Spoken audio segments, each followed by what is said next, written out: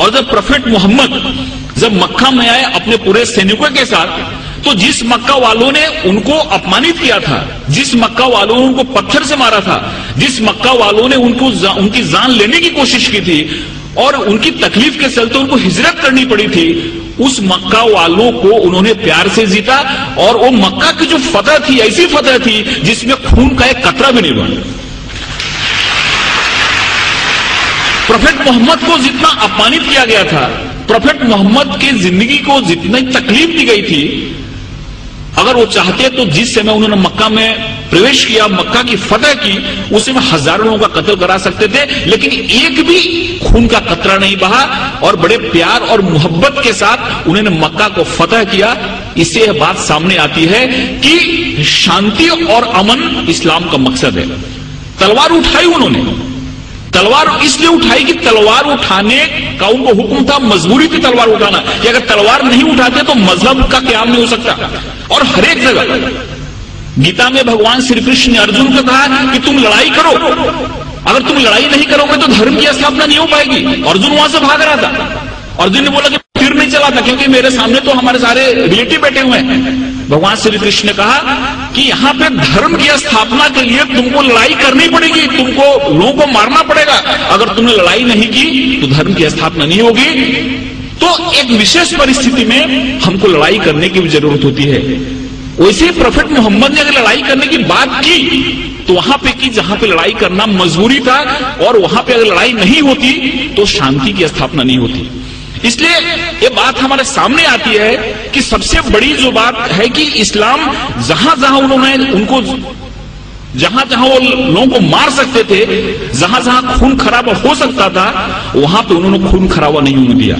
کبھی کبھی انہوں نے اپنے کو خود اپمانت بھی ہوئے، جیسے کہ بہت لوگوں کو معلوم ہوا کہ صلح حدیبیہ جو ایک قرار ہوا، ایک جو معاہدہ ہوا، اس میں بہت سارے ایسے ٹرم تھے جو ٹرم ان کو قبول نہیں تھے، اسلام کے ماننے والوں کو، مسلمانوں کو قبول نہیں تھے۔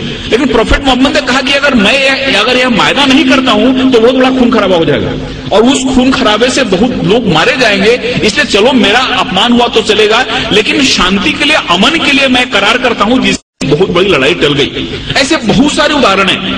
ایک بار ایک یہودی کا جنازہ جا رہا تھا، اور پروفیٹ محمد اپنے لوگوں کے ساتھ بیٹھے ہوئے تھے۔ انہوں نے جب جنازہ دیکھا تو اٹھ کے کھڑے ہوئے۔ ان کے لوگوں نے کہا کہ یہ تو مسلمان کا جنازہ نہیں، یہ تو ایک یہودی کا جنازہ ہے۔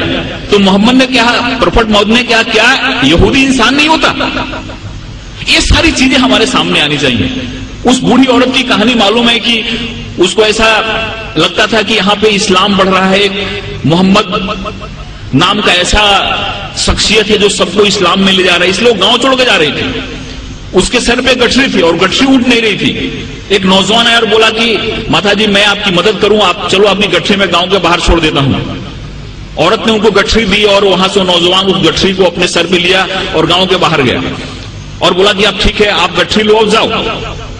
اس عورت نے پوچھا کہ کیسا نیک انسان ہے جو اپنے سر پہ میری گٹھری لے کے جا رہا ہے۔ اس نے پوچھا کہ تمہارا نام کیا ہے؟ انہوں نے کہا کہ مجھ کو محمد کہتے ہیں۔ جس کے ڈر سے بھاگ رہی تھی وہی انسان اس عورت کی گٹھی کو اپنے سر پہ لے جا رہا ہے اور اس کو مدد کر رہا ہے، اور اسی دن عورت اسلام میں آ گئی۔ جو عورت پروفیٹ محمد کے سر پہ ہمیشہ کچر پھینکا کرتی تھی نماز کے جاتے سمے، روز کچر پھینکتی تھی ان کے سر پہ، ایک دن جب اس نے کچرا نہیں پھینکا تو محمد جب لوٹ رہے تھے پروفیٹ محمد، تو انہوں نے دیکھا اور پوچھا کہ عورت کہاں ہے؟ لوگوں نے کہا کہ وہ بیمار پڑی ہوئی ہے۔ وہاں پہ جا کے انہوں نے اس کی طبیعت پوچھی۔ اس عورت کو لگا کہ جس انسان کو میں نے اتنی تکلیف دی، جس کو اتنا میں نے اپمانت کیا، جس کے سر پہ میں نے کچرا پھینکا، وہ کیسا انسان ہے کہ میری طبیعت بگڑنے پہ میرا حال پوچھنے آ رہا ہے، اور وہاں پہ اسلام اس نے قبول کر لیا۔ ایک چیز لوگوں کے سامنے آنا چاہیے، یہ جو تحمل ہے، یہ جو ہماری سہیشونتا ہے، یہ جو ہمارا ایک انسانیت کے پرتی پریم ہے، یہ حدیث میں اور پروفیٹ محمد کی جو سنت ہے، یہ جب ہمارے لوگوں کے سامنے آتی ہے تو ہم کو سمجھ میں آتا ہے۔